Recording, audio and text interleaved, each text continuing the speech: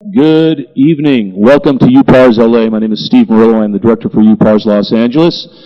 And we have a very, very serious presentation tonight, and it departs from our normal topics of UFOs and the paranormal, but I think it's a very important topic. So, the Pacific Ocean is dying. That's the case.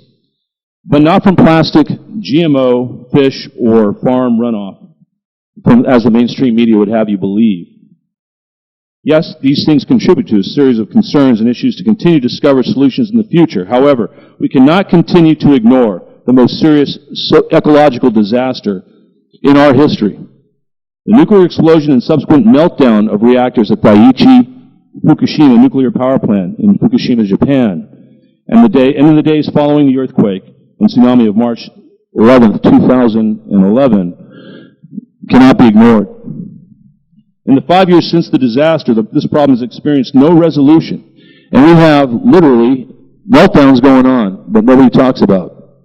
I don't know if you guys get off mainstream media and read what's really going on, but we have countless marine fish dying, seals dying, things dying on our coastline. And we have people walking up and down the coast now detecting radiation. Where did this radiation come from? Well, if you look at the maps of the plume that came out of Fukushima, it comes right to our doorstep. So from Fukushima to your table in sushi. At any rate, we have a very, very interesting talk tonight. Joseph Montgomery is the owner of Balanced Nutrition, located in Temecula. He's come all the way up from Temecula fighting the traffic to get here. He incorporates natural medicine, superfoods, and striving for elimination of nutrient deficiencies. He specializes in custom detoxification. Somebody here was talking about low state of energy. They're having trouble with their energy, and I suggested they talk to Joseph after this. Healthful lifestyle, conversion, and his signature mind, body, spirit healing program. But tonight he's going to talk to you about the Fukushima disaster, and I'd like you to give him a warm welcome. All right. Welcome, everybody. Thank you, Steve. Like I say, it's really these types of groups that I love speaking with and in front of, because I know that when I talk, I'm not really wasting all of the amount of energy and breath that goes through. I finally get to have somebody speak back to me and not say, "You're crazy. You don't know what you're talking about. Where's your nuclear scientist degree?" It's not important. It really isn't. Most change begins with the people actually deciding enough is enough. I don't want to be having a conversation anymore that I have a nose, I have an ear, I have hair, I can touch them, I can see them. Please stop telling me it's not real. We really want to go through a lot of the material today. Everybody here at least remembers 5 years ago, April 11th, Fukushima popped off. Everybody at least has that in their recollection, right? No one doesn't know what I'm talking about. They at least have the date. Someone doesn't know about it? That happens. No, it does happen. Like I say, Chernobyl happened a long time ago, and I think most people have forgotten that even has its issues as well too still today. As owner of Brilliance Nutrition, I really take it serious that if you're going to have anything change in your life, you need to get active in it. You're not going to do something, going to an office and saying, "Please, person of degree, fix me." That doesn't work. If it worked, we'd have the solutions done, everybody would be healthy, we'd all walk home singing, skipping, dancing. It's on you. So we're going to talk a lot about the info to understand why this is important tonight. And then we'll get into a couple details and informations on how to really take it home and start doing some work on your own, because you can control at least your part in this process. You can't control what's going on in Japan. Japan won't even let us have a say as to what's going on in Japan. And we're the ones paying the price. And if we continue to watch this happen, it will continue to get worse.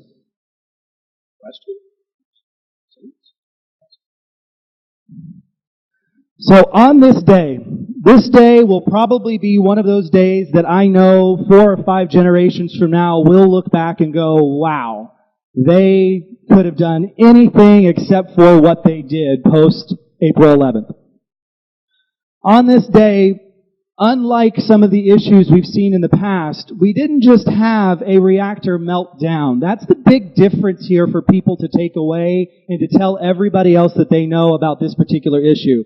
We actually had 3 reactors explode. They literally blew themselves apart, cracked their containment fields, they destroyed all of the fuel rods inside there, released the ionizing radiation to the atmosphere, and subsequently, since that day, have been leaking the material back into the groundwater and the ocean because it is directly on the Pacific Pacific West Shore.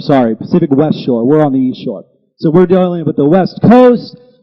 As we know, and we were talking about this a little bit before we began, all of this started with a very large, sizable earthquake near the actual island of Japan that caused a tsunami to go over top of a very minuscule 8-foot protection wall in front of the actual reactors on this side of the ocean, as you can see. It was an 18 to 26-foot wave at its highest peaks, so the 8-foot wall minus the idea 3 years ago they were told to make it bigger. A year before this incident, they were told to make it bigger, and they never took that incident. The actual report was given back to them 13 days prior to the actual tsunami to say, this should have been looked at. We don't know what's going to happen. There's a lot of earthquakes going on these days. Let's go ahead and do something about it. And then this result occurred.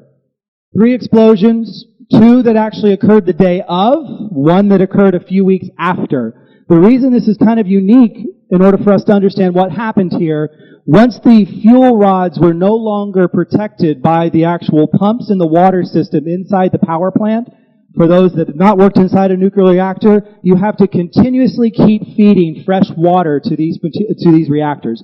If you do not feed reactors to them, they burn to 2,763 degrees, and that is strong enough to actually melt through all of the lead, all of the steel, all of the concrete containment fields in order to actually keep it housed inside its tiny reactor vessel.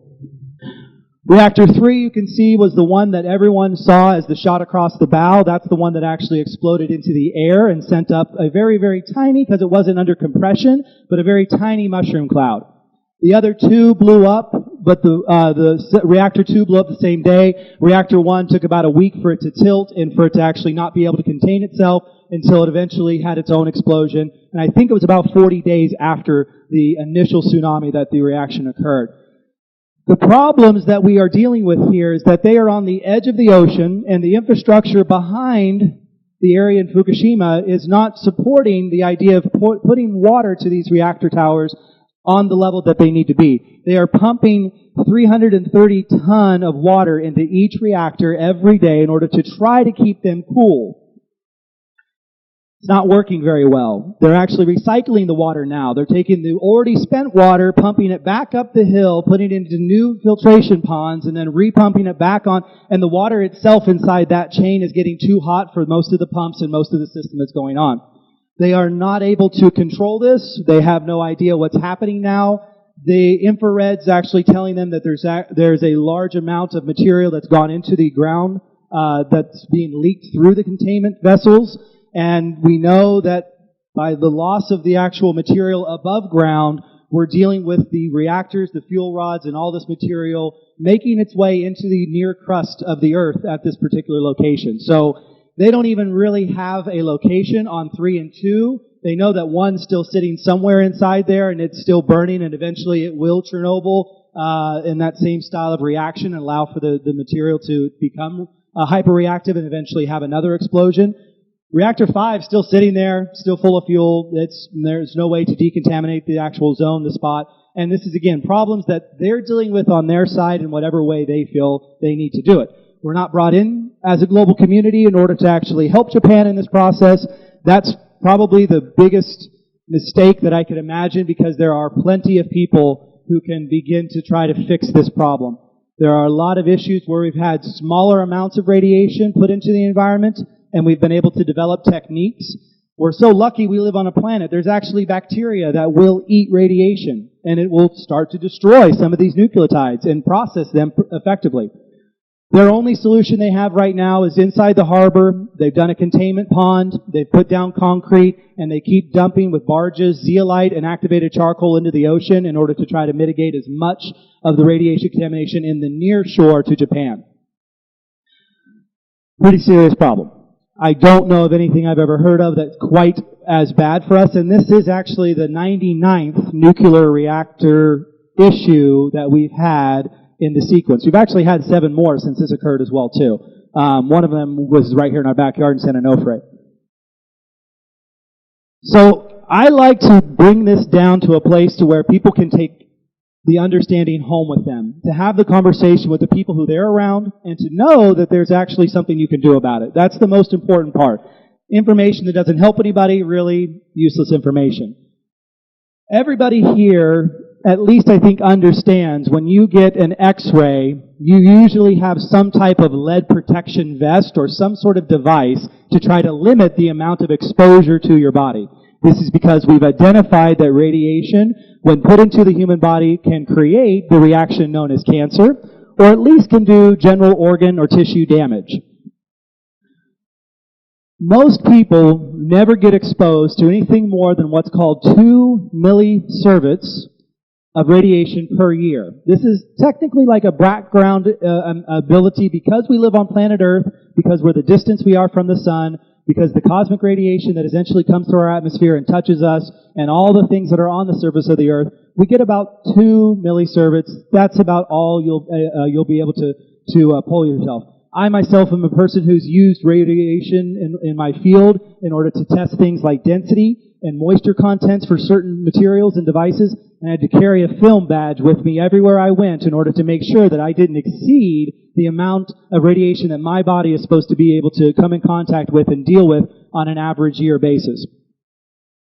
At 2 millisieverts per year, supposedly, you're going to have no issues, no problems.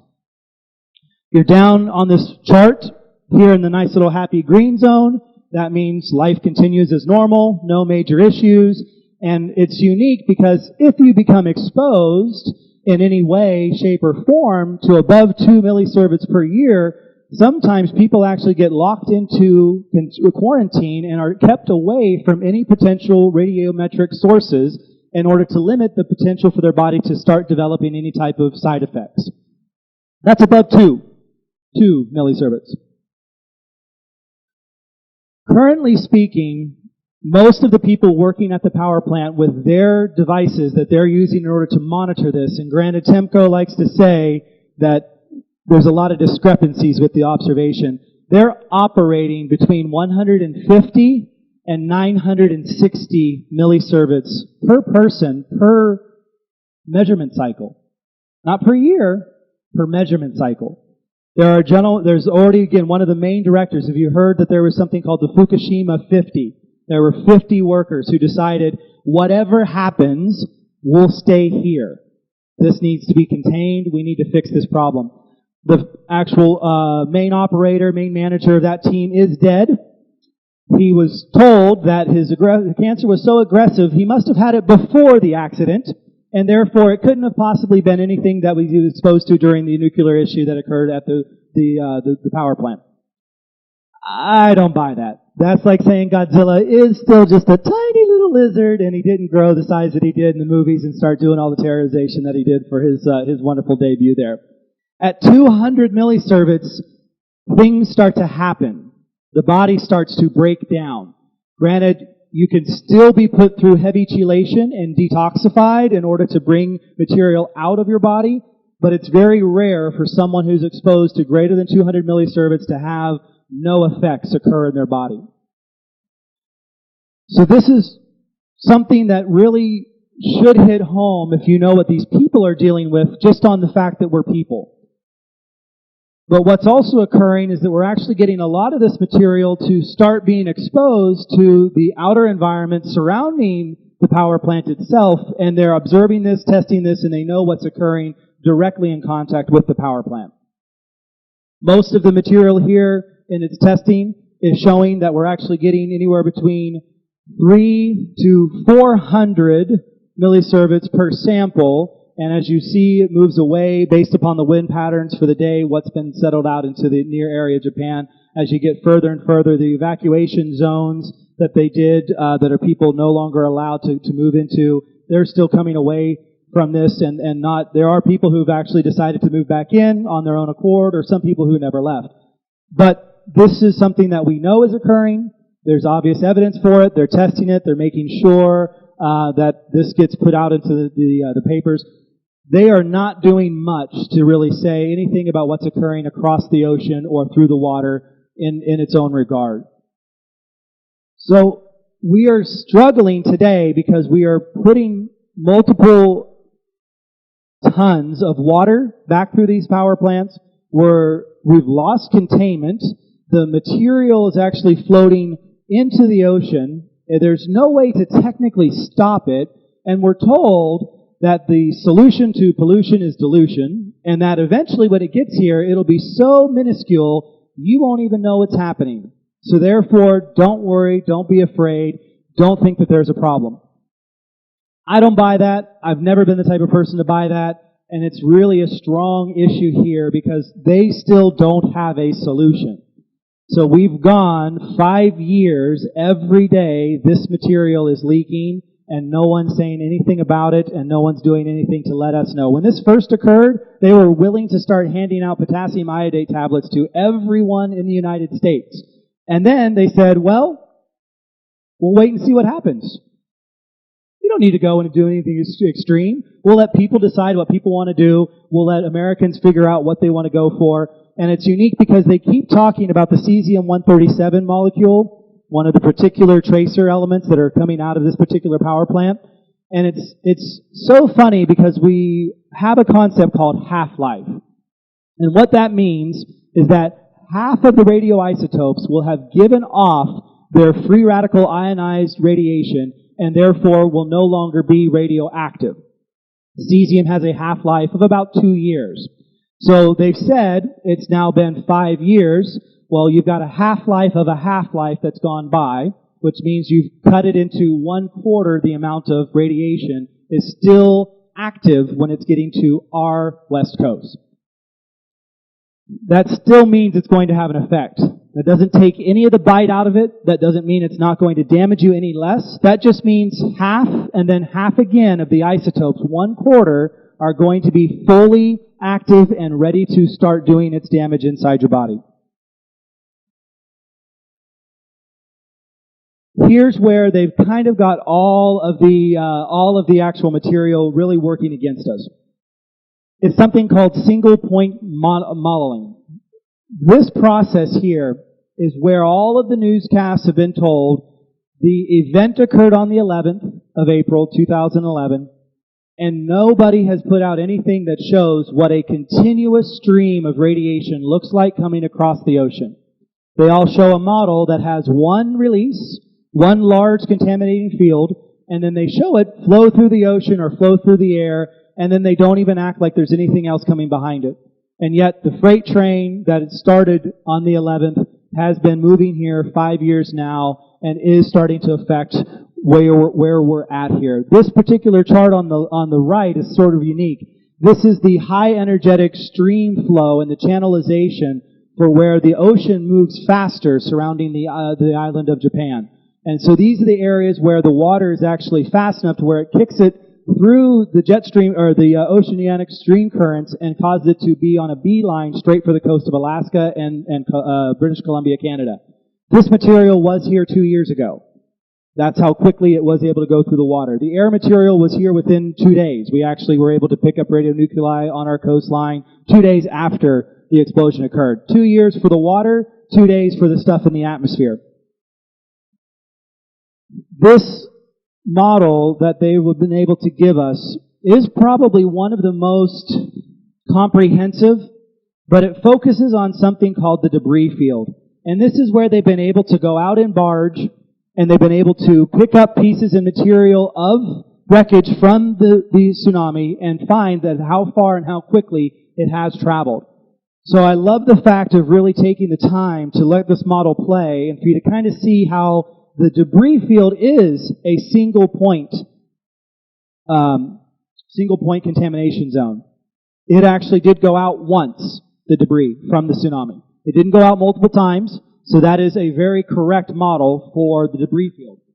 If you can imagine, every single day, this particular amount of material has been pushed towards our coastline, and it's caused the problems that we're starting to experience, that we're starting to see pop up in the news, that were given as nothing more than a major contributor to natural conditions.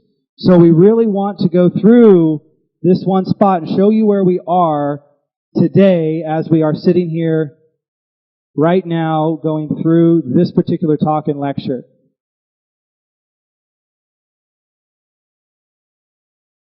Technically, just a little bit over 5 years from the point of the actual exposure and the tsunami's wave carrying the amount of material.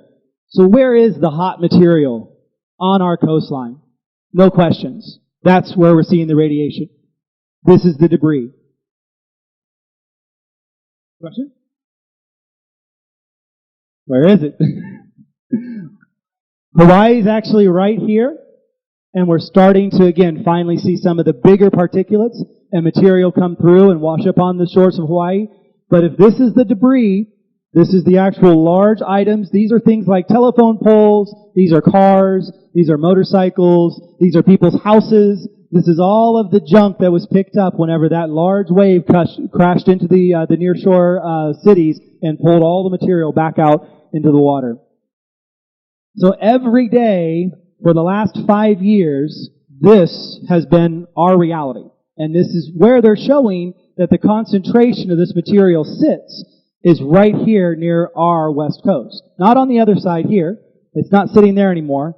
It doesn't actually, and they're testing the waters near Japan and saying, hey, we're not really getting that much radiation. I think we're all okay. Everything's going to be just fine. We're not going to have any problems. This is the wind map.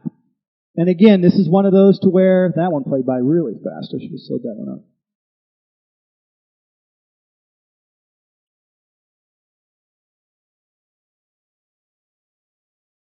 So the wind map here lets us understand that on the day that we were talking here in April, the moment after the 2 explosions occurred, this was the area, the edge, immediately getting hit by the largest amounts of some of the aerosolized radiation was already touching the southern tip of Alaska and the west bank of Canada there in British Columbia.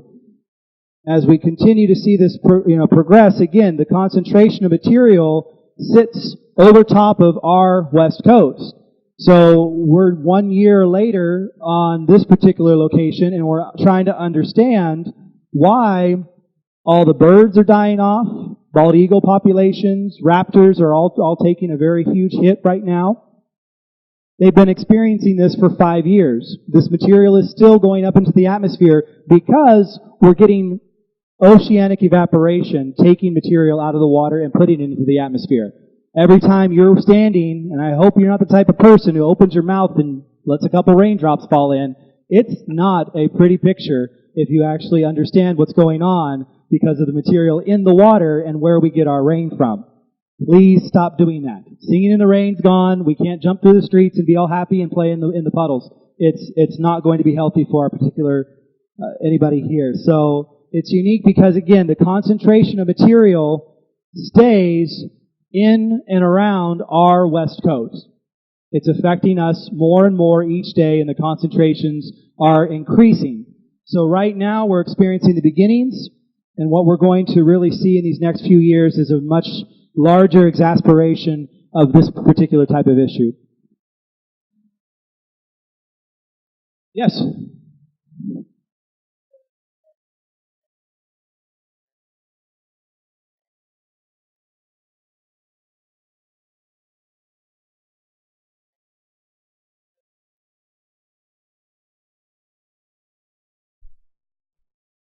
So the question is that with the ability on the chemtrails and the HART material, they're able to control and manipulate the weather and the weather patterns and the rain and be able to actually hit us harder. I'd say we got a reprieve than this particular El Nino no-show event that actually happened this last few months. We were slated to get anywhere between 50 to 80 inches of rain this year. the way that the actual modeling and the predicting was. I think we got 13 or 14 so far this entire season. Texas, on the other hand, just got 8 inches an hour for the last 2 days. So it is interesting. There is some manipulation going on there, and we know that that's occurring on a routine basis, but I honestly don't think they're exactly targeting this state. Washington, D.C. needs the Democratic state of California to stay strong, truthfully. Just make sure you all understand that this year. So please make your vote not count and try to go against the actual mainstream if possible. The main issue here, though, is that we are losing the ability to control what's happening in our nearshore environments. And I don't know anybody here who is or routinely does or enjoys concepts like sport fishing or actually has the industry where you are a fisherman and this is your particular livelihood. This last year was a year where there were 0 sockeye salmon caught during the entire fishing season. 0. No one caught one. That's a problem. Sockeye run the largest amount of the ocean, so they picked up the greatest amounts of radiation. King salmon, much closer to the coastline. A lot of what we know as our Alaskan fisheries are having a major breakdown this year, and this year has been probably the biggest effect we've seen. And as we kind of move forward here, we have seen material come through, and as we were saying before, just really light us up for watching large amounts of animals die off. And this one's because of a virus, this one's because of a fungus, this one's because, well, that's their mating season, this one's and I would agree with there being some sort of once or twice, 4 or 5, maybe 10 times a year, let's just say, some sort of large animal die-off occurs 10 times a year. That's perfectly fine. But we are in the greatest amount of species diversity die-off that's been seen in our anthropogenic history, and we are understanding that it's gotten a lot worse in the last 5 years. So when we see a die-off after die-off after die-off, in our Newport Harbor, we saw a sardine die-off, and we saw the tuna crab die-off. We've seen things happening directly in our backyard, and we know that there's a major issue contributing to that, and it's either acidification or some other type of process that's usually blamed for this condition, instead of lining them all up and saying, well, that's interesting. The die-off started in Alaska, moved down British Columbia, then started hitting the central portion of the United States. They're now dying off in Baja pretty heavily. Chile's starting to get hit. We're noticing that, again, the entire west coast of North and South America are experiencing these issues. When it happens more than once, we have to finally start paying attention and looking very hard at the ramifications of what this means. Most of the animals in the ocean that we care a lot about are kind of similar to us. They're usually mammals. They're nice and furry. They look like our pets. And when they start dying, we start to care a little bit more. Tuna crabs, I don't think anyone cares that there were 4 or 5 million tuna crabs dead. But we actually do care a lot whenever we see these particular animals suffering. And it's not so much that they're actually dying from the radiation exposure. We don't see that. We're seeing them die from malnutrition. We're seeing them lose the ability to continue to maintain their body's metabolism because we're losing the basis of the actual food chain. So when we understand this problem, we really want to go forward with the idea that if the entire system collapses, there's no way to rescue it. You can't do an Endangered Species Protection Act and essentially bring back one of the groups that are going to thrive here. We can't rehabilitate them if there's nothing in the oceans for them to actually continue to live on. All of these areas that we keep seeing having the major die-offs occur, they're a lot of times still somewhat connected to cancerous material. They're showing that their actual breathing organs are typically scorched or burned. We know that there's some type of ionizing radiation condition occurring. And again, it might be a couple millisieverts, and that's all that's occurring. But you're only supposed to collect that over the course of a year. You're not supposed to get that in one dose. And if it starts getting to 5, to 10, to 200, to 1,000, then we can understand why we're seeing all of these major issues. The starfish wasting disease has been blamed on a bacteria that does seem to float around every 25 to 30 years, but it's unique because it's 1 or 2 species out of all the starfish populations. This last 3 years, it's been all starfish populations, not 1 or 2. Every single one of them literally just sort of oozed into nothing inside the ocean and then wash away. There's nothing left of them. So we know that there's a major contributing factor here, and this is coming as far down south as we are getting to Northern California. So it's definitely a contributing piece. Those bald eagles in Utah, they've actually, I think they're up to 30 or 40 this year that they've been able to just find laying on the side of the ground, dead, no real reason for it. They're, again, trying to figure out if it's a virus or if it's some sort of new type of pollution that man's doing, instead of just really stopping and saying, hey, there was that big power plant that did blow up on the other side of the ocean. Maybe we should, really start testing this material. We've seen a lot of fin whale and humpback whale and a lot of different styles of very large ocean-going marine animals that are starting to feel these effects. And again, radiation is tough because if a piece of plankton has a 0.01 millisievert amount and you have an animal that's eating 4 or 5 ton of this a day, that's where we start seeing biomagnification. And yes, that's what gets them slowly but surely. And the idea is, well, there's no real big problem here. It's just a couple millisieverts per person. We're trying to minimize the effects and the damage, and we really want to get out of a zone of ignoring what's really right in front of us. Again, I have eyes and a nose and ears and hair. Don't tell me I don't. But if we're going to keep going through this actual detail, we've seen in 2015, like I say, a gentleman and actually a friend of mine does use the fisheries off of Alaska. They couldn't keep their boats in the water for the fact that it was sucking material into the propellers and causing erosion to the motors. So they had to keep turning back. And this green goo, literally plasma-style glue, is probably what's left over of the starfish and all the other things that are dying. But it's going into the water. They can't fish. They can't pull their lines out. They are not able to do the process they would normally do. We are in the first couple of years of seeing the rates of what's called encephalopathy, where you do not develop as a fetus the brain and the limbic system. You're still technically alive. You still breathe. Your heart still beats. You have no brain capacity. That's happening in Washington, Oregon, and California right now. There's obviously an ionizing radiation effect that's being felt in utero, and this is one of those to where we like to say that it's a natural process of the fact we've had so many other issues occur. In Japan, it's unique because they're actually removing thyroids preemptively in order to stop the condition known as thyroid cancer. Children are literally meant to go into their standard pediatricians, and they're just taking the thyroid out now because they don't want to have it cause problems later on. As we mentioned, the concept of the cesium radioactive particulate 137, the bigger issue for us as humans is radioactive iodine 131, because we concentrate that inside our cells, and particularly inside our thyroid gland. And if you collect too much of this material, you'll develop either Hashimoto's condition, where your body will start to fight your own thyroid gland and destroy it, or you'll eventually die of some type of radiation poisoning that will look similar to things like MS, muscular dystrophy, cerebral palsy, some other form of neurological disorder, because you are no longer sending or receiving the signals to keep your body active and alive. So it's not... Oh, question.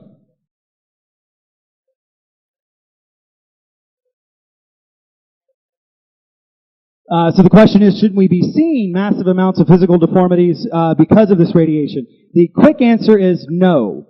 It actually takes a few years for the concentrations of the material to be affecting, whether that be the egg or sperm material in the gametes as it's going for conception. Chernobyl popped off in the early portion of the 80s, I believe 1982 or 3, and we did not see a lot of the major deformities occurring until the late 80s, 87, 88, where most of the actual ionizing radiation had finally been put into the food chain. We finally saw a lot of birth defects and other issues occur, but it took a few years for it to actually come out of the environment and be put into our own bodies and inside our own systems and concentrated to a level that it actually caused an issue. I think there's somebody back there.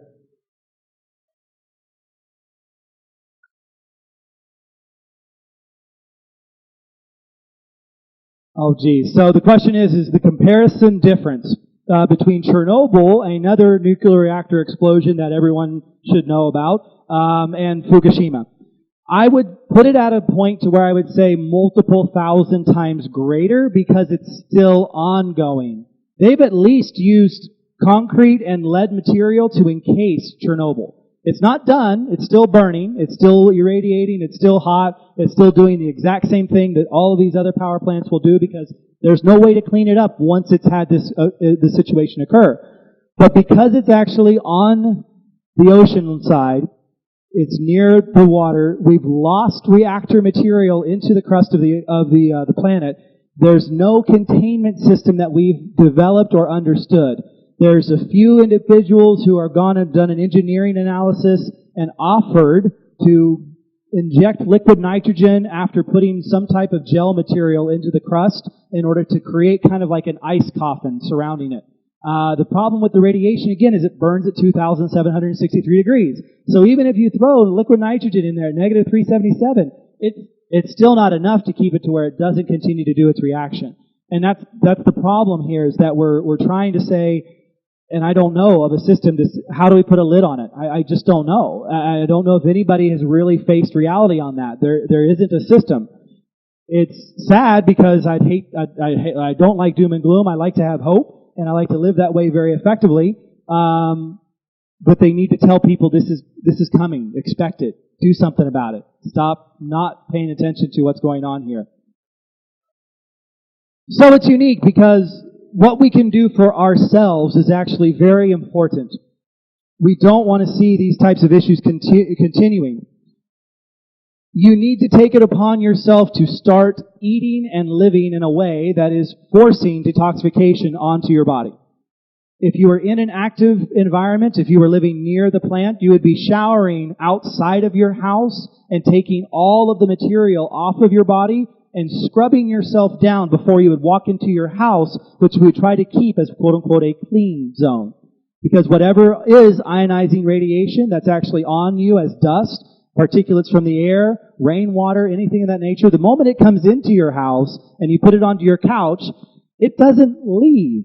There's no getting rid of it. It doesn't just blow off to a small corner of your house and niche itself off into a corner so you can't find it later on. It stays with you. It's there for you. It's tracked in on your boots. It's brought in your foods. And this is one of those, there isn't a diet plan that saves you. It's actually worse to be a vegetarian in this condition because most of our material that's grown is grown outside, being exposed to the atmosphere and to rain.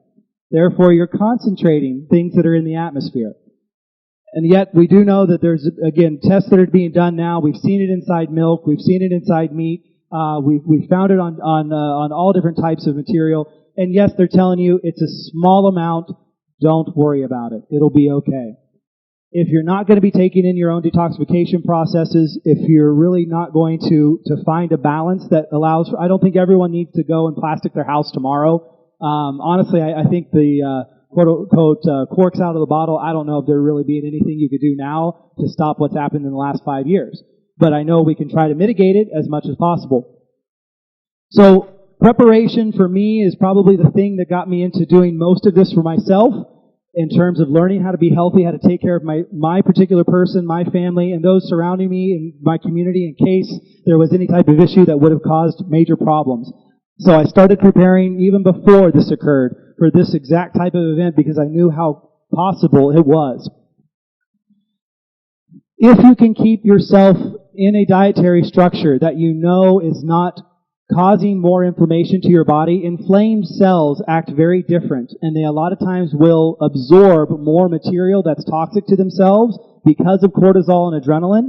So if you can find a way to be outside of an inflammatory diet, then that improves a lot because you are no longer actually sending the signals into your blood to swell, to get edemas, to uptake material. And as Steve was mentioning before, these particulates are single atoms. They move in the body and they do exactly what they want to do without any care or conditions regarding your health, your type of expertise on any of this. There's nothing that really you can do to really stop this. Once it's there, you've got to learn how to take care of it now. If you are a body that's full of good iodine, very wonderful iodide and iodine molecules coming from a liquid source, very, very key piece to that, liquid source iodine. Not seaweed vegetables, not anymore at least, because most of them were produced by Japan. We want to try to find a way to get iodine in our bodies in a healthy level because at least it would limit the amount of uptake from our environment that we'd be picking up new radioactive iodine particulates. Cesium's a really interesting one. All of your joints, a lot of your skin, and all of your bone uptake cesium pretty excessively. Things like leukemia, lymphoma, a lot of the blood disorders when it comes to cancers, they're going to have a lot of issues, as well as radioactive strontium. It's another major bone mineral, which is very tough to deal with because that means it's close to your marrow, and if you start to see those types of issues, one of the big things I would say is if you're having struggles and concerns that have gotten a lot worse in the last 5 years, have somebody test you for radiation poisoning, radiation sickness. Have them examine your blood. If they can find it now, at least you can start treating it and minimizing the effects before you get to a point to where, oh yes, I've got skin eruptions, I have no hair, I no longer can feel anything below my legs. Those types of problems usually means you're on the outs and there's not much you can do to pull yourself back. But you can test for this material. Really trying to increase antioxidant levels, vitamin C, is very, very important in this process because with a good level of vitamin C, vitamin E, and other high-level antioxidants, your body will naturally reject material that it knows is inflammatory. And it will start to actually help your processes in your body get into a much better health profile. I'm a really big person when it comes to what's called binding detoxification. That's my sort of signature in all of this. If you don't bind material out of your body, all you're doing really is moving it around. So the idea is if you're trying to sweep up the floor, you've got to have a dustpan in order to put the material in and for it to go outside of your house for it to not be inside the body. And that means it has to be bound, it has to be contained by something, and clay minerals do a lot of that major function for our systems naturally. That's one of the beautiful parts that I love the fact that there's very wonderful materials produced by this planet that actually can help us clean ourselves and get the detoxification systems. Colon has to be flushing. Anybody here constipated? No? Oh, great. Happy colons all around. If you're not using the restroom at least once a day, you have a major issue, not only just in physical health in general, but when it comes to removing particulates, the longer it stays in your body, the more likely you are to absorb it. So get material flowing through you. Healthy colon. I'm a 7 and 7 guy. That's what I like, 7 and 7. 7 a.m., 7 p.m. Life is good. So really start helping this process for yourself. Know that that's a major concern. Skin detoxification, like I say, if you're a person who has a lot of skin issues, irritations already, and they've gotten worse, your lymph system is how your body deals with most of your toxins. Lymph is a very, very interesting kind of fluid. We only really know about it whenever it comes out of our nose, or we start to get sick and we actually hawk some of it up, and then we say, oh, I wish I wasn't dealing with all this snot. That's your lymph. You need to be moving it just as much as you're moving everything else, because the longer it stays stagnant, the more issues you're going to keep developing. And if you can get your body in that system, yes.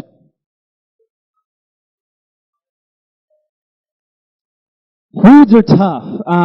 Again, plants, there is a particular product out there called iosol, I-O-S-O-L, iosol iodine.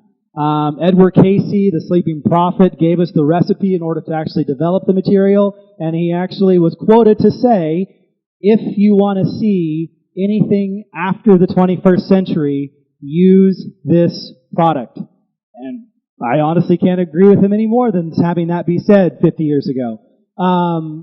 It's tough because we used to go for sea vegetables. That's the way we used to get a lot of our iodine. Iodinized salt does nothing for you. It actually causes more pain and more damage to your kidneys, and your body cannot process iodinized salt. That's not how we bring iodine into our bodies.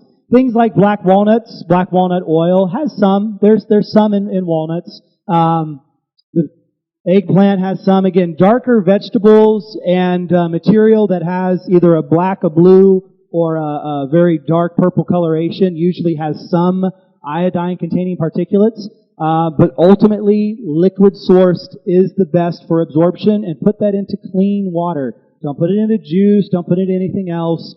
It doesn't work very well. Your body will sort it out as actually a toxin instead of keeping it in as a good mineral. So very, very critical about the healthy thyroid. It's really important to talk to somebody to get a consistent program going on. Cilantro and dandelion juice is not going to solve this problem.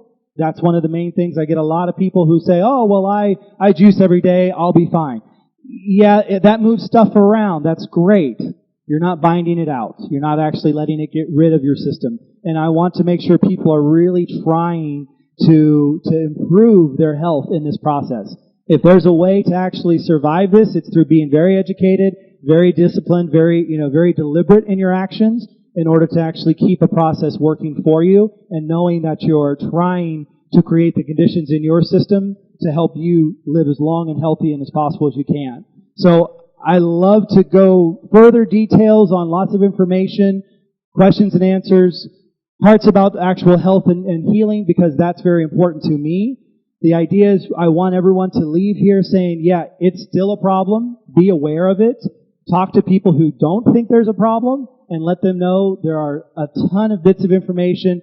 Grab a card of mine, get my email, be in contact with me if you need more ammunition, more details in order to get as educated as possible and be just as much as you are in your own groups, probably the leader who says a lot of crazy stuff. I'm just going to help add you a little bit more crazy stuff. So, like I say, I love taking questions. I know that's how we all learn, is whenever people go and say, I need more information on this. So if there's any questions, love to take those. That way we can kind of just keep this moving. Is there a second mic? Okay, great. So if you have questions, we can actually bring people up to the left side of or right side of the stage here.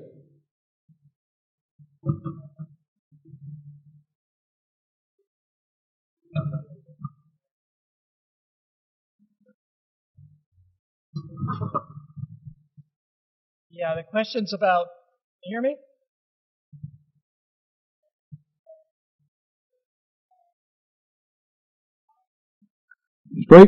Straight right in front.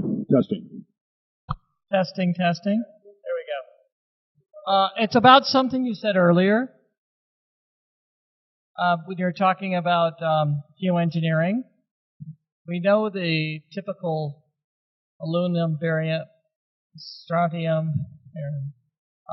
Why lately has there been lithium in the chemtrails? Is that So questions regarding the geoengineering projects.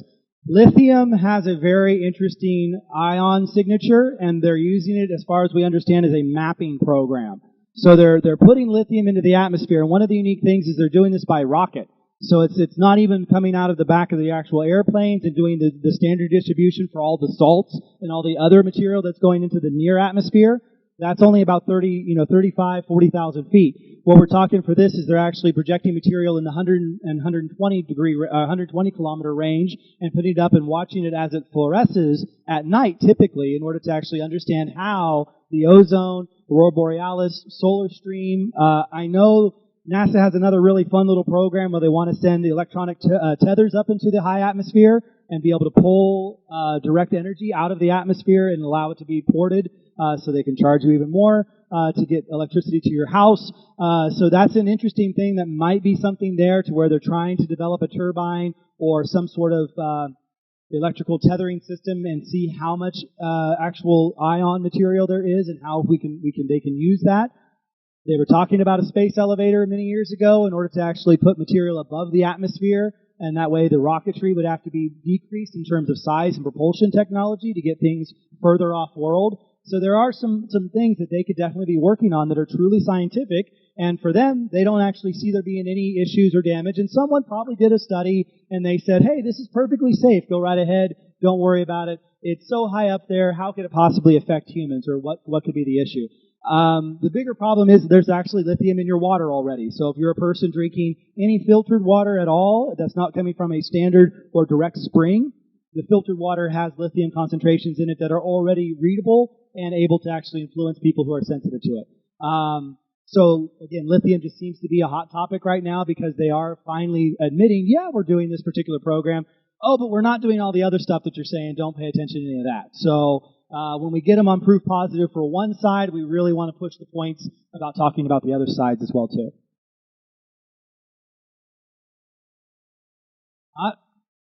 So he's saying lithium it's not a mood enhancer. It's actually an overall amygdala suppressant. It shuts off the fight or flight response. People who have high levels of anxiety, especially on the edge of psychosis, schizophrenia, borderline personality disorders, it's unique because lithium will drop them out of the higher registers and cause them to be very docile. Just like fluoride and some of the effects that we see once we get those types of concentrations, and this is just one more level of actually keeping us to where we don't fight back. Okay, fantastic. Any other good questions?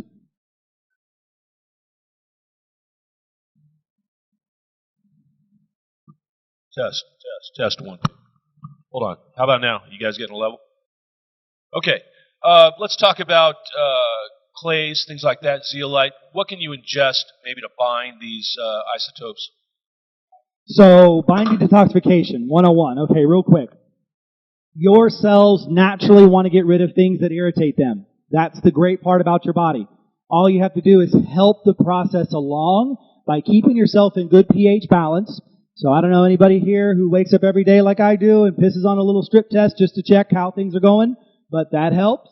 The idea is keep yourself about 6.5 for good body health, and that's going to allow your water exchange and homeostasis to be inside your body. You can use activators, Patrick Flanagan's Crystal Energy, MSM, those are fantastic, to be able to get your body to even express and exchange water more effectively.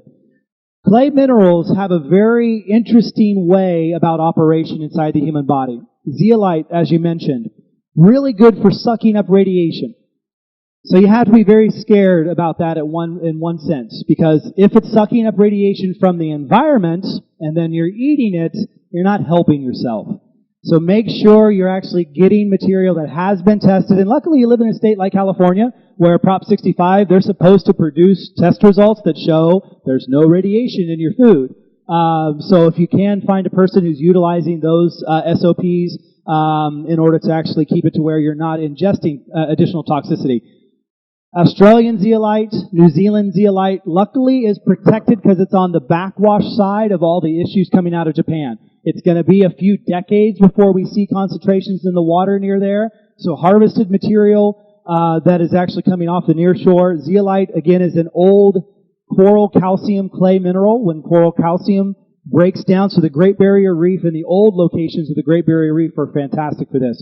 The way this works inside your body is the clay minerals have an open pocket, let's just say, and there's an electronic signature inside that open pocket that pulls in isotopes. Zeolite just happens to grab radioactive isotopes very effectively. Unlike things like red clays, which grab mercury, or green clays, which take up aluminum, other clays have very particular pockets inside their chemical structure that allows for them to absorb very particular types of toxicities. A lot of people go towards bentonite clay. Bentonite clay is far too small of a particulate, and it does not actually work against radiation. It'll add some digestive fiber, but it's not going to actually pull the radiation away from your cells. So zeolite's probably the most effective. The only other contaminant, or the only other really amazing detox material out there that I would say is a lot of the pectins. Citrus-modified pectin, apple isolate pectins, they do a great job at having sort of the same structure as clay minerals, but they're actually fruit-based. So those, again, do the binding detoxification for ourselves. Activated charcoal, probably the simplest, easiest thing out there for anybody to pick up. And I would recommend, honestly, I used to say 3 days a month for using activated charcoal just to stay good and cleansed. I'm probably saying 1 to 2 days a week. A teaspoon in water, drink that first thing in the morning, let that move through the body over the next 24-hour cycle. Allow that to be something where you're putting in activated charcoal because it will mitigate other toxicities, other compounds, geoengineer related as well as radiation related. So we really want to try to get our systems working for us. And they, again, will respond and they will heal you as best as possible. So the clay minerals, great part in this process. Your bath water is probably the easiest thing that you could do tonight once you leave here by going and throwing in really good high quality salt and a teaspoon of zeolite, and it'll actually suck radiation off your skin that you picked up today. Lay in the bath, be happy, enjoy. Calgon, take me away. So it is one of those processes where it's important to get this into your routines and get this into your daily behaviors. That's where you'll see the most effectiveness of it. Don't just come away from this particular talk tonight and say, that guy mentioned something about, I don't know, mud in the bath, I don't know. Do it once and then say, well, that didn't work, and then never come back. The idea is get into the habits of this. I'm in the bath 3 times a week now. I probably should be in there 4 or 5 times a week. But at least I'm doing that process for myself and keeping it active. Altogether, it's hard not to reach a conclusion that this is all intentional. That what we're seeing is the demise of the Pacific Ocean, the ecosystem around it, and therefore just a precursor of our own demise. Jim Mars last year came out with a book called Population Control. I don't know if you've heard of it, and he touches on a number of these topics, but it does seem like an agenda for extermination of life that we're right in the middle of, and it's all being occluded by this sort of culture that we live in, and the distractions that we find more appealing than noticing our own approaching demise. Yep. Good question in there, So, yeah, well, do you think it's intentional? Oh, yeah. So, intentional. Steve, you said you're in real estate. I didn't know that, so you're a great person for me to pick on here. What's the price of the average 5-acre house on the coastline right now? 5 acre? What? Oh, you know? No one? No? 2, 1, 1/8 of an acre.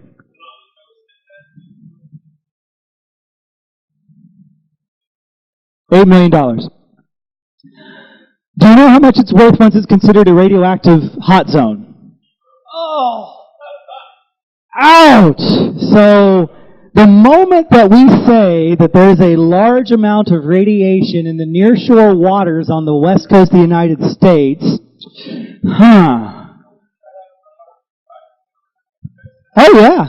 And when you find 200 to 300, counts, and like I say, it's funny because counts are tough because they're hard to use. Is it intentional? When they let off the Deepwater Horizon pipe that actually popped in the Gulf of Mexico, definitely intentional. It was necessity for there to be a large insurance claim in order to actually bail out the BP oil in order to let their company write off millions upon millions of dollars during the cleanup efforts that were put onto that. That hit us on the East Coast and put material into our ocean that we had never been able to actually say that was ever cleaned up. And there are still uninhabitable zones in the Gulf of Mexico and on the East Coast of the United States to where is this recent issue with Fukushima intentional as well too? Possible. Could you restate that case for the Gulf of Mexico and what you're saying? So when the Deepwater Horizon event, everybody remembers when BP had the big accident? Yeah, there was a horrible oil spill, but why are you saying that they made some profit off of that? It's not so much profit. At the time, profit's a bad word to say. It's the ability to dump a whole bunch of useless material, dollars, and write-offs for years and years on end. So wait a second. See, I'm good on these write-off things, what I do for a living. What you're saying that their cleanup effort enables them to take trash they need to get rid of and throw that into the Gulf? What are you saying exactly on the Gulf? So they will roll in any type of expenditure that they can't contain on the book for when they were fined. Yeah, they actually lose money by paying for that. Correct. I know you think it's so much hocus pocus, but it's money in, money out. So of course. I don't see the angle here. The angle, like I say, is the cleanup effort, the amount of money that was spent during the cleanup effort by BP Oil was very large and is still ongoing. The idea is if you have an open book expenditure because of a Superfund site, then you're allowed to continue to put money, effort, materials to that in order to clean up your issues, your problems. I bring it up because, again, it was a toxicity event that occurred in an ocean where we need the fish, we need the food, we need the environment, and yet, is it intentional that they popped the power plant? It is possible. It is definitely possible. There is definitely an agenda to keep us away from maybe the coastline forever. I think that might be something about it. It's unique because I've theorized a lot of different ways as to why and how and what might need to go down for Agenda 21 to finally be hit and created as an active project. Rex 84 usually involves martial law first, but if it's an environmental or ecological disaster condition, people will evacuate on their own. and it won't actually require all of the governmental forces and entities to start doing what they're supposed to do. So Agenda 21's protocols could actually be obtained and achieved simply by putting up the red flag and saying, hey, there's a problem and everyone needs to move away from here. I don't know anybody who would say, no, please let me stay. I'd rather stick inside the hot zone and deal with it if it means, the potential for survival is internment in Colorado, Arizona, some other place, inside the central part of the United States. I think we know, everybody here knows, there's at least the intent to deceive. And now the big question is was there intent to create? It's hard, and I don't know if anybody knows that answer directly. The first explosion definitely looked like there was something to it. When reactor 3 popped and the actual top of the building blew off, it was interesting. It was definitely something that none of the other reactors had the same issue, even though they were hit by the same wave, they were, jostled by the same earthquake. Was there some sort of structural deficiency or something because of them using 30-year-old technology that caused the explosion to occur, or was that an intentional incident? We definitely know that the nuclear power agenda is in trouble, and they were, there is some issues there that I think I would say use the crisis for everything you can possibly get out of it once one presents itself. And that can be really the main sort of crux of what's happening now, is there was an issue naturally caused in origin, and now we're able to really get a whole bunch of traction and create a whole series of issues after the effect. But yes, it's definitely one of those where coastline and seafood being one of the, seems like the easy place now to affect. This also gets us on land, it gets us in our greenhouses, it gets us in all the other locations as well too. And it's hard because most people won't go through the time, energy, and effort in order to protect themselves from this type of issue. Yeah, I'm not going to say 100% intentional, but it's definitely something where it helps the agenda. That's for sure. Wow. Before I get to my question, though, man makes mistakes all the... Go right like that. Before I get to my question, man is arrogant and he makes mistakes. Maybe these are about 50% mistake and 50% trying to correct an idiotic mistake. Evidently, the Japanese must be too arrogant to ask for help. You got the whole planet to ask for, and there's plenty of intelligent people on this planet. So, pride goeth before the fall. Anyway, are there readings on the Pacific coast off of California and even Hawaii? I mean, would you vacation in Hawaii? Now I would not vacation in Hawaii. 2 years ago I did. It was wonderful. It was beautiful, and that was probably the last time I'll ever go there. Yeah, no, I love it there. But how about the California coast? If it's safe even to go into the ocean there? Safe, yes. If you shower off, if you're eating your zeolite, if you're taking care of your health, I would say yes, it's safe. You can be exposed. I don't jump in the ocean anymore. I definitely don't with actually treating a lot of individuals with now this sort of very unique form of what they're calling Graves' disease, but we have non-hypothyroidic individuals going straight into very advanced onset Graves' disease. Otherwise, I would say technically chemical or radiation burns of the optic nerve, and we're seeing that happen more and more in surfers and people who are in the ocean routinely. You're reading about this, or you've had? I've actually been working with people who are having that particular issue. Just from off our coastline? Just from off our coastline. What about Hawaii? Hawaii has the biggest issue in the next year. The biggest plume, the actual main front, that one single release debris field chart there shows where the plume will be here in one more year. And as we watch that whole process go through, this is one that can help us get to an understanding that that's 3 years after, 4 years, 5 years, 6 years. So this next year, the islands of Hawaii will be receiving the largest concentration, and then the standstill, because we know with the Pacific Gyre, the actual large oceanic currents, that this is where the plastic patch or the cabbage patch that they've been out there talking a lot about recently exists right here. Most of the material that's trapped or caught here will not leave and go to another location. It will just settle here. It will stay in this location. So once we start seeing the North Shores of Hawaii really getting the largest effects of the plumes from the water, they have about 1 more year left until, yes, a lot of this will be directly affecting them. They're already getting some of it, but it is one of those to where they'll see the highest intensity. That purple area there, that's a lesser concentration. Lesser concentration, but still obviously presence of the material. And again, this is one of the best models because they actually tracked the debris. They categorized it. They were in boats. They found it. They knew it was from Japan. It wasn't from any other location. They were able to get radioisotope material, and this is probably one of the best simulations I've been able to find. And the dilution theory, that doesn't hold water? Dilution would have been a solution if it was a single event. It's been ongoing for 5 years. So it's only actually become more concentrated because of the way that the natural processes are occurring here.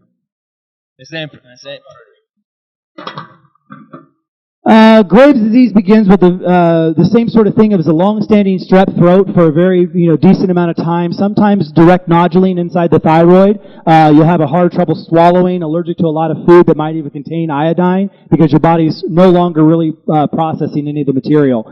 Once you go past thyroid toxemia, which is where your thyroid's dealing with all the chlorine, fluorine, and bromine, then you can finally get to a point where now the body's no longer inputting the correct signals. And what seems to happen in the later stages is your eye tissue and a lot of the optic nerve starts to rapidly swell and cause the sort of bulging eye condition, and you kind of pop your own eyeballs out just ever so much.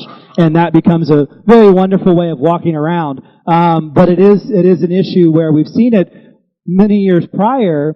It just is so unique that now we're getting people who are going into the water and who have a very active routine life in the water and are sort of coming out with a very high level of this already active. So they had no issue prior, and then in the last 2 years, now all of a sudden they have advanced onset stages of this. So I have the potential for detoxification. I have the ability to bring down inflammation.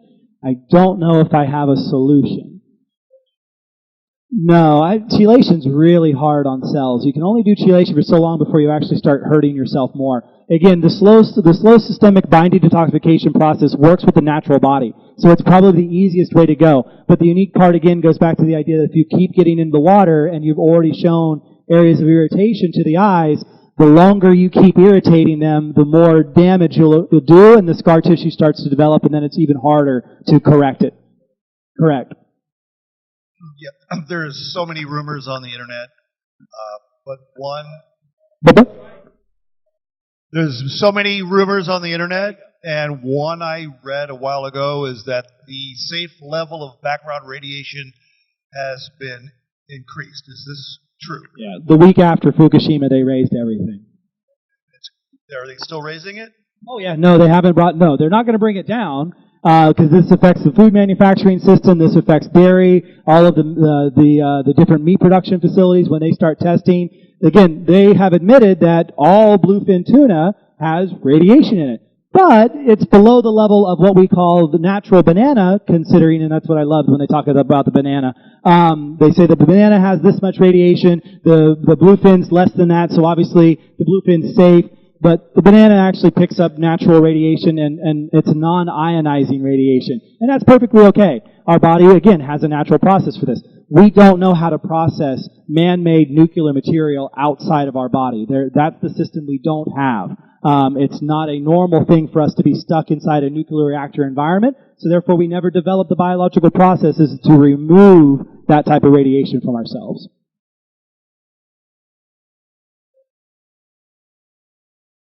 Oh yeah, long time ago. So the statement was that they shut down a lot of the radiation counters. Yes.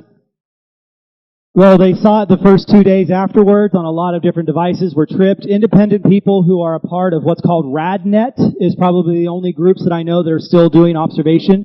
And even those have been surveilled and tacked, and they are not letting a lot of that information go through. Luckily, until there's actually a rain event now, because there hasn't been another explosion, we don't have a lot of atmospheric particulation except for what's being evaporated off the surface of the ocean. But RadNet is probably the only place I know that still has active radioisotope monitoring. Excuse me. Why didn't they hire just the aliens to clean up the mess and stuff, you know? The fat fees paid in animal and human lives. Yeah, I'm pretty sure if we made a deal with whatever species that they'd be taking a lot more than just money. So that's one of those interesting pieces. But I would love for anybody to put that up on Fiverr. If someone could throw that on Fiverr tomorrow and say, hey, listen, $5, clean up the Pacific Ocean, I think that's a fantastic idea. Okay, hey, I have a question. Before I go, guys, you could help me out. If there are cards around you, grab them on your way out in a little bit and just take them to the desk up at the front or the table at the front. Okay, so Caroline has a question over there. Caroline Tate. She has a question. The first question is, actually she has two. The first one is, coconut oil, is it?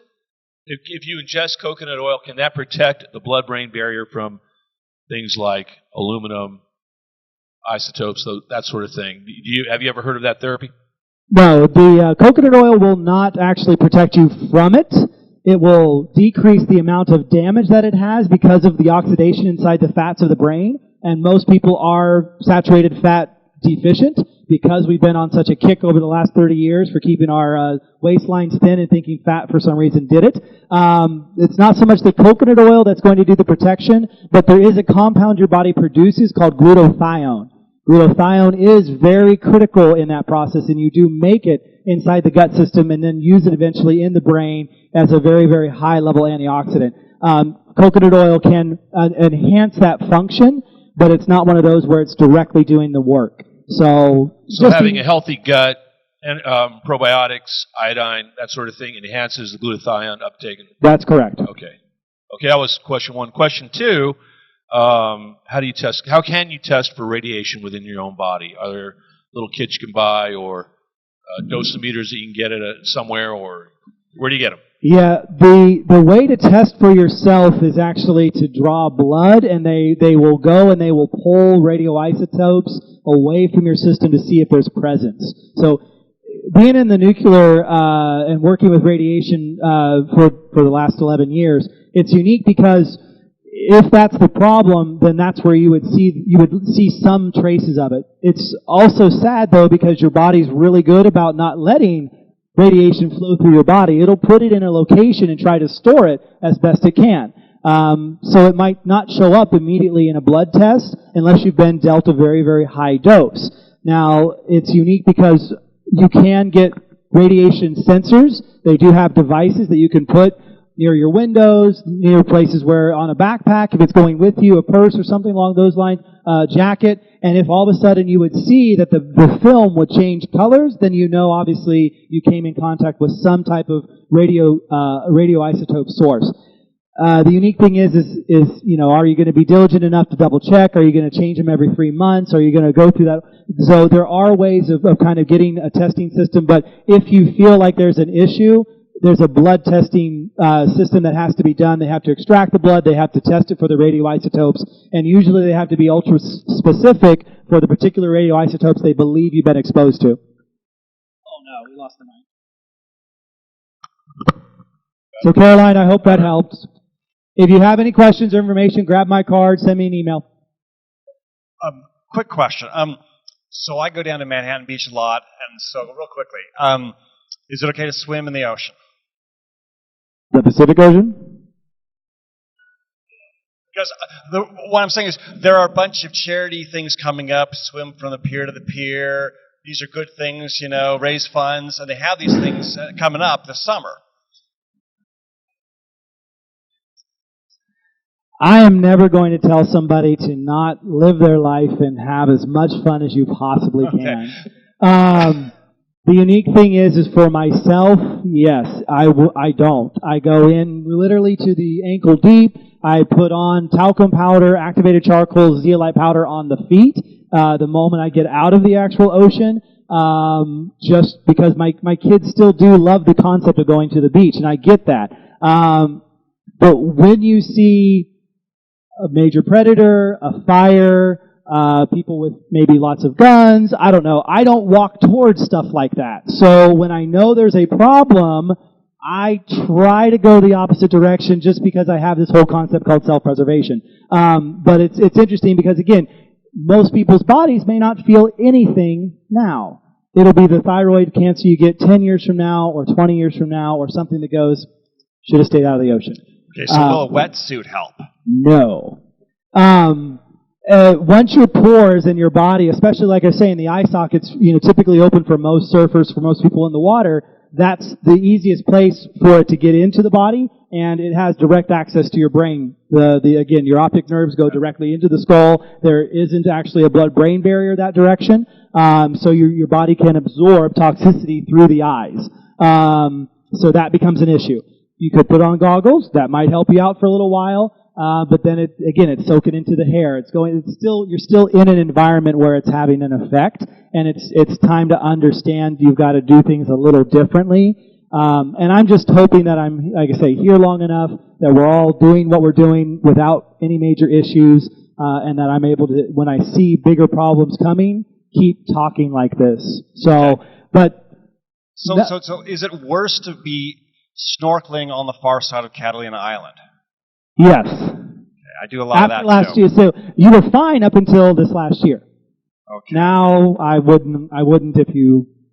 And again, I don't know. Pray hard. Okay, and one more thing. Now, what about eating fish in general? I mean, you go to a restaurant. I mean, you don't really know where the fish came from. Yeah, the fish issue. I will still consume New Zealand salmon. It's at least pristine enough water. And most of the fisheries there, they're not directly feeding GMO corn and soy into the salmon. I'll eat some South American fish, Chilean sea bass, if it's truly Chilean sea bass. Every so random often, I'll pick up something in the northern Arctic Circle, like Scottish salmon, Opa, and a few other. But if it says Alaskan on the title, it's pretty much just big glowy green death. I mean, don't do anything. Alaskan king crab, if they're finding them, you should be lucky, but those are the ones that obviously have survived the longest in the environment and have the greatest concentrations. So, not healthy. I do have one can, which is very funny, because I do have one can of pre-Fukushima salmon that a friend of mine was able to give me, that I'm going to open the day that they finally admit there's a problem and eat that and go, yep, that's what that's what I said. So it is unique. I try not to, and it's sad because I'm a huge sushi lover, and I can't. If I venture towards it for whatever reason, the next 3 days I'm literally just doing as hard of a chemical detox as I possibly can for myself. So it's tough. And also, you mentioned some products, but where do you buy these products? So if you go to brilliancenutrition.com, that's my website. I have connections to all these materials. Okay. I use them routinely. I have my own particular program, everything from a 30 to a 90-day cleanse cycle, coaching to help people get through and understand the necessity of all this. So that way, if you're really looking to improve opportunities and chances, be in the water more and trying to help yourself, I'm never going to, like I say, tell somebody, no, your life's over, you can't do this anymore. If you want to do something like that, you just have to take extra precautions. You have to go through more understanding, more observation as to what's going on and why. So this is one of those to where if someone tells you you're diabetic, you don't eat every single morning at the donut shop. That you're just trying to help yourself not have the problem any longer. So be aware, be vigilant, get educated. That's the most important piece there. And since we were just speaking about ocean fish, was there a giant sardine die-off off of Chile recently? Yes. They actually kind of liquefied from the inside out. It was really, really sad. And do you think it's related to Fukushima? Do you really think it was related to Fukushima? If it is, it's the beginning steps or stages for their particular area. The unique spot, though, and this is one of those funny things, there's actually a very long chain of seamount volcanoes off of the edge of the Chilean coastline that when they start to erupt and actually produce more lava underneath of the ocean, stuff we don't see, we don't even know it's there, it can scorch the water and release a lot of chemical toxicities that could do the same style of damage. and therefore I usually have to take a step back and go, okay, let's analyze, let's see what the reports say. If they pick up radioisotopes, they'll know it if it's coming from this. They'll be able to actually get the signatures from the radioisotopes from Fukushima. And if they're going to say that there's any presence or any evidence, great. If it's just an undersea volcano explosion, then that's all it was. Thank you.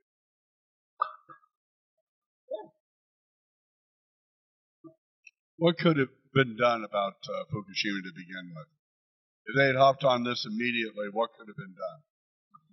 I think so the question is what could be done if we'd have done something immediately? Again, I'm going so far out on a limb here. I'm not a global disaster person. I understand small disasters really well. Would have been able to sarcophagize in some fashion. There's a chance, yes. The issue Why wasn't that done? So in creating the sarcophagus, they would have actually impregnated the entire capsule with solid concrete. And that was a possibility in the first couple of weeks, but because of how much issue there was with Reactor 3, they knew that they couldn't legally put people in that area to actually fix the problem. Reactor 3 really put a monkey wrench in the whole cleanup concept and the ability for containment and isolation. And then we saw the resulting additional reactors explode, and then the heat rise too much because of all the power issues and the water issues. If they would have done anything that day of, they would have done everything they could have to solidify the ground underneath of them, injected material that would have at least captured or collected all of the process. But we have to understand, they were already 15 years, 4 to 5 times their capacity for fuel rod stacking inside the reactors when this occurred. They were using their own reactors to store spent fuel rods, which adds fuel to the fire in this condition. So nothing can be done now. We're supposed to let this gaping wound just eradicate life on this planet. Yeah, Is that what we do? Just stand by and watch this happen? I like Rodney's idea. Whose idea? Whose? I like Rodney's idea. Right. Maybe this is the plot. Maybe Rodney's right. Maybe Rodney's right that the aliens want to kill off life on this planet and then turn it into their next shore leave.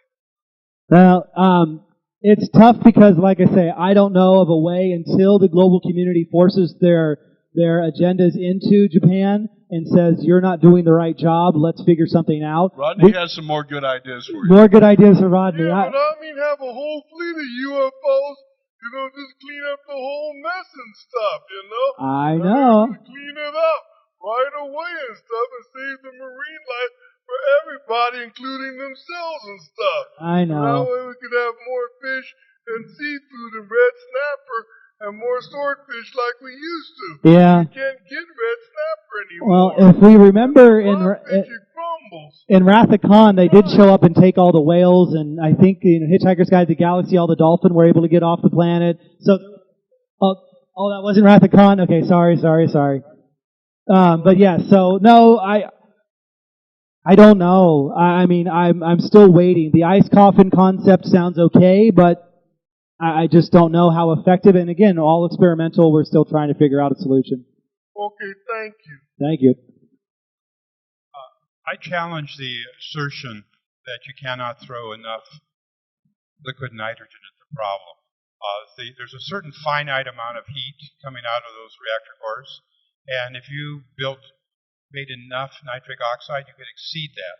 So, for example, maybe it would take 1 square mile of Pacific Ocean to generate nitric oxide. If 1 square mile won't do it, then try 10, or 100, or 1,000, or 100,000 square miles. If you throw enough liquid nitrogen at it, you'll cool off anything. You may not be able to cool it off right next to the core, but you will eventually. I mean, it's just a matter of heating and cooling. We have a house. You throw enough heat into the house, it warms up. You throw enough air conditioning into the house, it cools off. So I'm just saying, air condition, refrigerate the hell out of it. And I mean big scale. I mean, and in fact, what I would do is I would basically tell Japan, you're going to do this, and if you're not going to do it, the United States is going to pay for you to do it. And if you don't let us, we will bomb you because you're hurting us. Yeah, I mean, lots of good comments. The 2 takeaways from what you were saying is kind of interesting. They could actually excavate a small tunnel that would allow the material to drain because the molten core does have radioactivity, and there'd be no issue there. But near shore, next to the groundwater, next to the ocean, it does cause a problem. And it's not that there's a finite amount of heat coming away from them. It is a nuclear reaction, meaning there is a half-life to the material, the fuel there, and it's a few 100,000 years before it even reduces into half. And you can't nitrogen that problem away. That's the sheer factor of the chemicals and the actual system. It'd be like saying if we just sprayed Freon at the sun for long enough, it would eventually cool it down to the point where it would stop glowing. That's not true.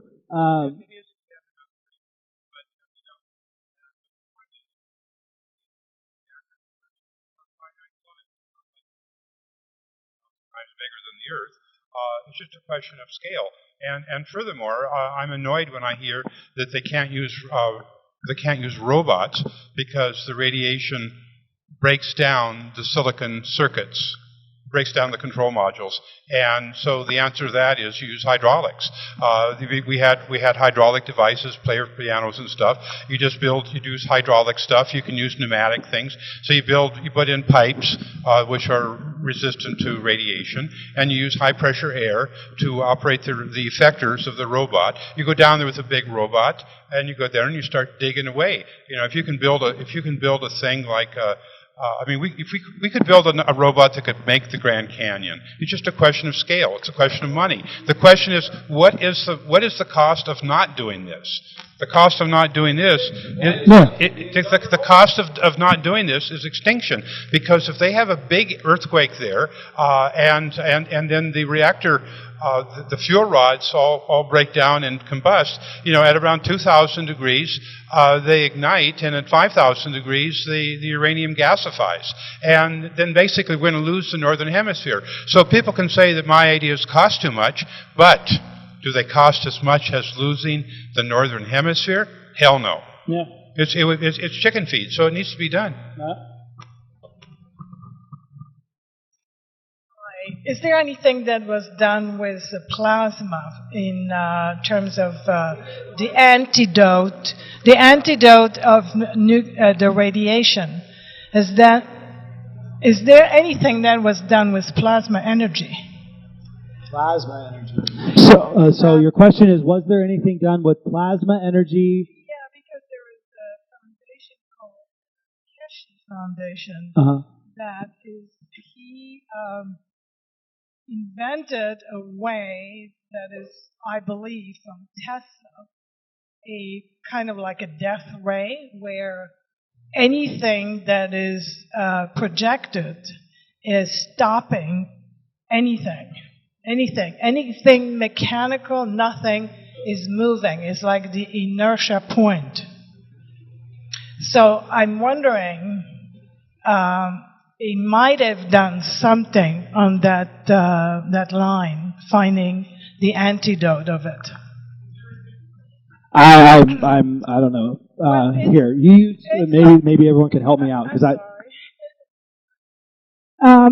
Is there anybody who has, you know of anybody that has done anything about the antidote of radiation, including understanding plasma and understanding the death ray that was invented by Tesla? And evidently, when he invented it, there was no papers available and nobody found how to do it. But recently, this man called Keshe is in Dubai right now and has a foundation called Keshe, and he's working out things like stopping any nuclear weapons immediately deactivated. So there must be something that can be done about that. Well, again, two issues there. Nuclear bombs are easy to stop. You don't let them explode, you don't have a problem.